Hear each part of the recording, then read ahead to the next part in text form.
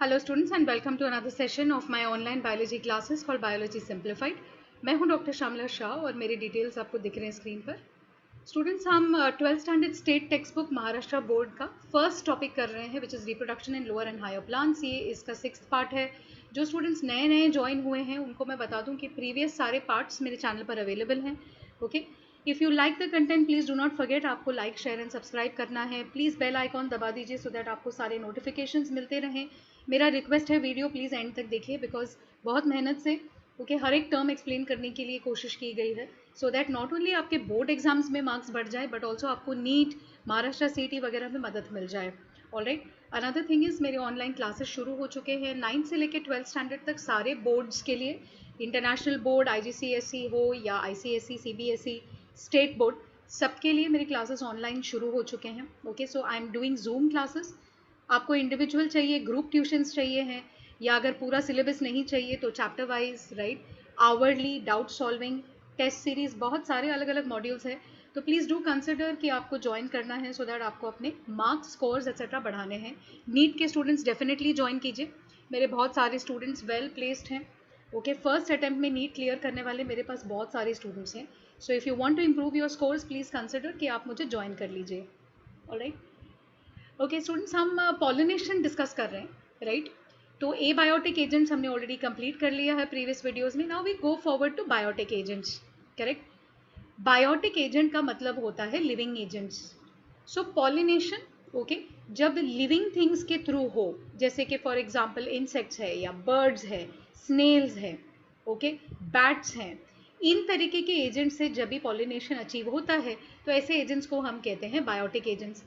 Approximately 80% plants जो हैं, okay, ये लिविंग थिंग्स पे डिपेंडेंट हैं अपने पॉलिनेशन प्रोसेस के लिए। ओके, क्योंकि विंड और वाटर की जो एजेंसी है वो ठीक है, अच्छी एजेंसी है, एनी टाइम रहती है आजू बाजू में, लेकिन कैसे है, ये श्योर शॉर्ट प्रोसेसेस नहीं है, बहुत सारा वेस्टेज होता है। हो सकता है कि हवा में बहता रहे पोलन ग्रेन लेकिन अपने प्रॉपर डेस्टिनेशन तक ना पहुंचे, right. So there can be lot of problem. Same thing water pollination के साथ में भी इश्यूज है। सो यू विल सी कि ओनली 20% ऑफ प्लांट्स जो है वो एबायोटिक एजेंट्स पे डिपेंडेंट रहते हैं। बाकी के जो 80% प्लांट्स हैं ये बायोटिक एजेंट्स पे डिपेंडेंट हैं। फॉर एग्जाम्पल आपके इंसेक्ट्स हो गए, बर्ड्स हो गए, बैट्स है, स्नेल्स हैं, है ना, एक फूल से दूसरे फूल तक ट्रांसफर के लिए वो इनके ऊपर निर्भर होते हैं। प्लस, राइट, ये जो लिविंग थिंग्स हैं ये हमारे इकोसिस्टम के लिए भी बहुत इंपॉर्टेंट हैं। करेक्ट, तो बर्ड्स का होना इकोसिस्टम के लिए ज़रूरी है। सारी चीज़ों का अपने अपने जगह पे उस एनिमल या उस प्लांट या उस एजेंट का होना ज़रूरी है सो दैट पूरा इकोसिस्टम बैलेंस में टिका रहे, राइट। आप इकोसिस्टम की स्टडी आगे जाके करेंगे, जो नीट में पढ़ाई कर रहे हैं नीट के लिए। ओके, ऑलरेडी आपने शायद हो सकता है कि NCERT का टेक्स्ट बुक देखा हो, तो लास्ट का जो यूनिट है वो पूरा इकोसिस्टम्स पर है। तो आप उस वक्त समझेंगे कि कितना इम्पोर्टेंट है ये इंटरैक्शन। ओके, तो नेचुरल रिसोर्सेज को ठीक रखते हैं, बनाते हैं, प्लांट्स के रिप्रोडक्शन में मदद करते हैं, जैसे मैंने शायद आपको पहले भी बताया है। ओके, जैसे फॉर एग्जांपल मधुमक्खियां हैं, अगर मधुमक्खियां इस दुनिया से गायब हो जाएं, ओके, तो आपके बहुत सारे प्लांट्स भी गायब हो जाएंगे, क्योंकि नेचर ने इस तरीके से सिस्टम बनाया है कि एक पर्टिकुलर मधुमक्खी एक पर्टिकुलर प्लांट को पॉलिनेट करती है।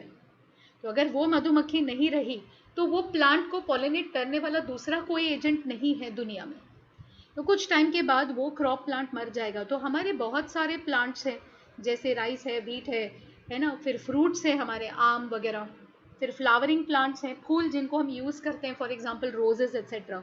इनकी नेचुरल पॉलिनेशन जो है एनिमल्स और प्लांट्स, एनिमल्स और इंसेक्ट्स के थ्रू में होता है, बर्ड्स के थ्रू होता है, राइट। तो चलिए सिस्टम को देख लेते हैं। First type of pollinating biotic agent हम देखते हैं इंसेक्ट्स। इंसेक्ट पॉलिनेशन को हम एंटेमोफिली कहते हैं। Okay, not anemophily, anemophily is wind pollination, entomophily is insect pollination.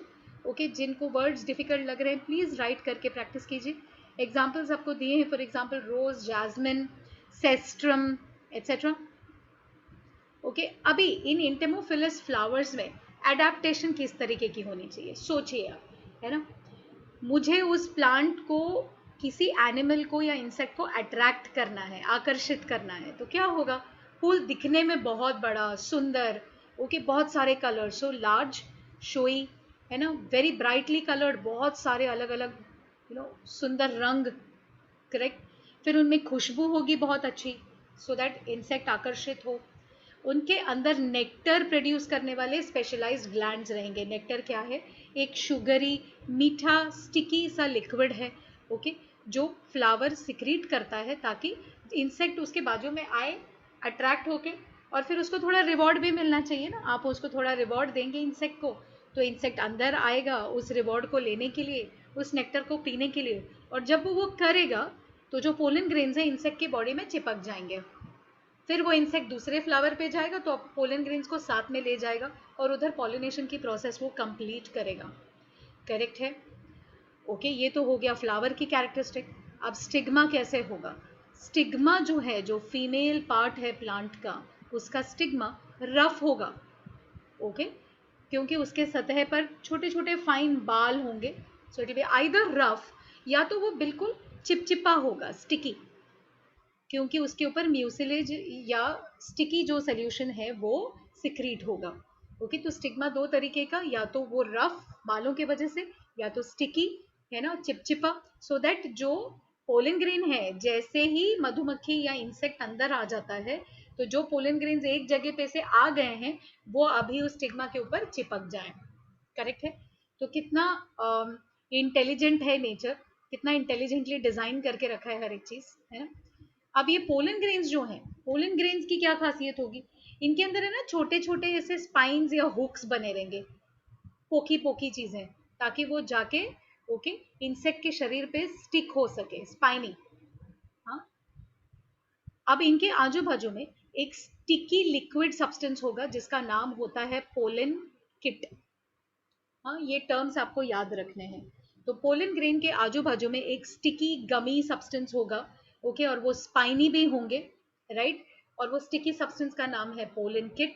So that जब इंसेक्ट अंदर आता है तो मेल पार्ट पे जब भी उसकी बॉडी टच होगी तो पोलन ग्रेन स्पाइंस के थ्रू जाके उनके बॉडी को, उनके बाल को पकड़ लेगा, और जो स्टिकी सब्सटेंस है वो उनको चिपकाए रखेगा। जब भी वो बी हवा में उड़ रहा है, पोलन ग्रेन नीचे गिरेगा नहीं। करेक्ट है?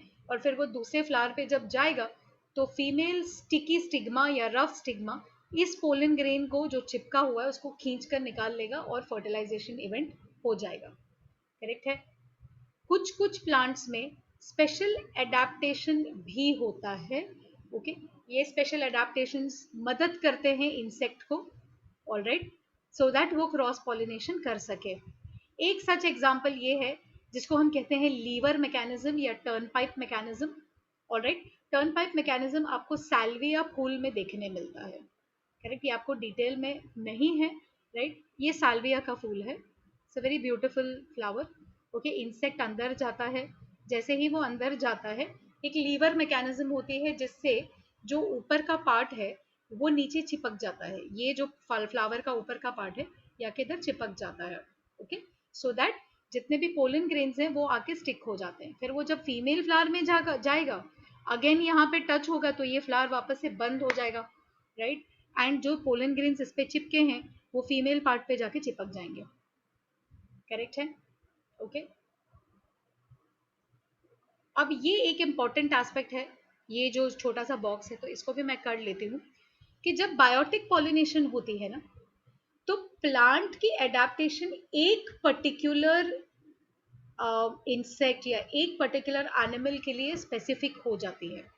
ओके, मैं इनफैक्ट ये कहूंगी कि in general particular species of flower, एक particular species of honey bee या स्पीशीज ऑफ बटरफ्लाई या स्पीशीज ऑफ स्नेल से ही पॉलिनेट हो सकती है, तो उसकी जगह दूसरा स्पीशीज भी नहीं ले सकता।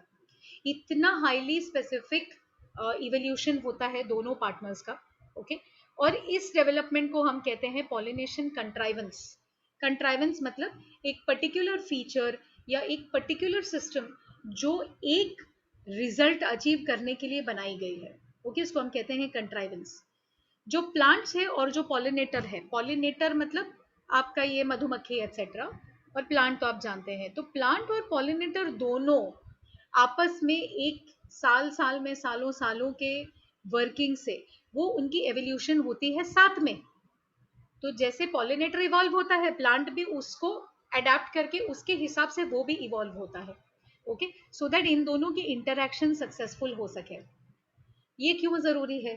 क्योंकि मान लीजिए आपका हनी भी चेंज हो रहा है, वो इवॉल्व हो रहा है, लेकिन प्लांट इवॉल्व नहीं हो रहा है, तो कुछ 10-15 सालों के बाद ये हो जाएगा कि वो हनी भी उस पर्टिकुलर प्लांट को पॉलिनेट कर ही नहीं पाएगा, है ना। तो दोनों सिस्टम को साथ साथ में बदलने की जरूरत है, को एवोल्यूशन, सो दैट उनके इंटरेक्शन सक्सेसफुल हो जाए। ओके, और ऐसे कैरेक्टरिस्टिक को हम कहते हैं पॉलिनेशन सिंड्रोम। ऑलराइट, ये थोड़ा एक्स्ट्रा इन्फॉर्मेशन है। ओके, जिन स्टूडेंट्स को सब्जेक्ट को डीप में स्टडी करना है उनको पता होना चाहिए। करेक्ट। ऑलराइट, नेक्स्ट एस्पेक्ट देखते हैं। राइट, तो इंसेक्ट पॉलिनेशन हम देख चुके हैं, अभी हम देखते हैं बर्ड पॉलिनेशन। करेक्ट, तो यस, बर्ड बहुत बड़े लगते हैं हमें, लेकिन वो भी पोलन ग्रेन्स को, पॉलिनेशन की प्रोसेस को ओके आगे बढ़ाने में मदद करते हैं। पॉलिनेशन बाय बर्ड्स को हम कहते हैं ऑर्निथोफिली। ओके, ऑर्निथोस मतलब रिलेटेड टू बर्ड्स। राइट, अभी कुछ कुछ तरीके के बर्ड्स ही सिर्फ पॉलिनेशन के लिए स्पेसिफिक होते हैं, और जनरली ये बर्ड्स जो है ना, ये साइज में थोड़े होते हैं, छोटे, स्मॉल साइज्ड बर्ड्स। उनकी जो चोंच होती है या टोंट होती है वो बहुत लंबी होगी, लंबा स्ट्रॉ जैसे। हाँ, एग्जाम्पल्स हैं sunbird, humming bird etcetera. Humming bird दुनिया का सबसे छोटा बर्ड है, वेरी वेरी स्मॉल बर्ड। और कुछ प्लांट्स जो ऑर्निथोफिलिस हैं, जिनकी पॉलिनेशन बर्ड्स करते हैं, वो है bombax, okay, butea, callistemon etcetera. Please remember the names. Okay, बहुत सारे नाम हैं, तो प्लीज लिस्ट बनाइए, प्लीज लिस्ट बनाइए, इजी हो जाता है। लुक एट दिस, ये हमिंग बर्ड है, करेक्ट है, और ये फ्लावर है, एंड सी उसकी चोंच कितनी लंबी, स्ट्रॉ के जैसे, सो दैट ये फूल के अंदर जाके वो जो मीठा फ्लूइड है, शुगर का लिक्विड, नेक्टर, उसको वो स्ट्रॉ जैसे सक करके पी लेता है। और जब वो करता है, उसके चोंच पे और दूसरे फेदर के पार्ट्स पे पोलन ग्रेन चिपक जाता है, एक से दूसरे फूल में जाने में। ओके, वो पोलन ग्रेन एक से दूसरे फ्लावर में ट्रांसफर होता है। ऑलराइट, अब फूलों में किस तरीके की एडेप्टेशन होनी चाहिए? अगेन, आपको किसी बर्ड को अट्रैक्ट करना है, तो टिपिकली बहुत अच्छे कलर्स होंगे, बहुत बड़ा होगा, दिखने में बहुत सुंदर, शोई, है ना, और बहुत खूब सारा नेक्टर, बहुत नेक्टर निकलेगा इसमें से, लिक्विड बिल्कुल पानी के जैसे बहता हुआ, लिटरली वो फूल से बाहर निकल के ड्रिप होगा, इतना नेक्टर ओके प्रोड्यूस होता है। प्रोफ्यूज मतलब बहुत ज्यादा, डाइल्यूट पानी जैसा नेक्टर, मीठा लिक्विड। ओके, पोलन ग्रेन्स बिल्कुल स्टिकी रहेंगे, स्पाइनी रहेंगे, सो दैट ये बर्ड के ऊपर चिपक सके। अब टिपिकली फ्लावर्स दिखने में सुंदर और बहुत सारा नेक्टर तो जरूर रहेगा, लेकिन इनमें खुशबू नहीं रहती। क्यों? क्योंकि हमारे जो बर्ड्स हैं, ओके, इनका नाक बराबर नहीं है, तो इनको खुशबू या स्मेल का सेंस इनका बहुत पुअर है। Alright, birds can not smell very well, है ना, उनको खुशबू बहुत ज्यादा आती नहीं है, इसीलिए फूलों में खुशबू रखे कोई मतलब नहीं। ठीक है, तो देखिए, बायोटिक एजेंट है, फिर भी एक और दूसरे बायोटिक एजेंट में कितना फर्क आ जाता है फूल के अंदर, है ना। Very very nice, very interesting to understand, बहुत सारा जनरल नॉलेज मिल रहा है आपको एक्चुअली। राइट, फिर बैट पॉलिनेशन। बैट मतलब चमगादड़, है ना, तो चमगादड़ भी बहुत बहुत इंपॉर्टेंट है, पर्टिकुलरली फ्रूटिंग जिन फ्लावर्स में होती है ना, जो फ्रूट्स हम खाते हैं, करेक्ट है, उस तरीके के प्लांट्स के लिए bat pollination is very important. और बैट पॉलिनेशन को हम कहते हैं chiropterophily. Okay, chiropterophily. Right, bats pollen grains को बहुत लंबे लंबे डिस्टेंसेस, किलोमीटर किलोमीटर तक ट्रांसफर कर सकते हैं, क्योंकि ओके ये एक साथ में लंबे डिस्टेंसेस के लिए फ्लाई करके जाते हैं। करेक्ट, अब फूलों की अडेप्टेशन कैसी होनी चाहिए?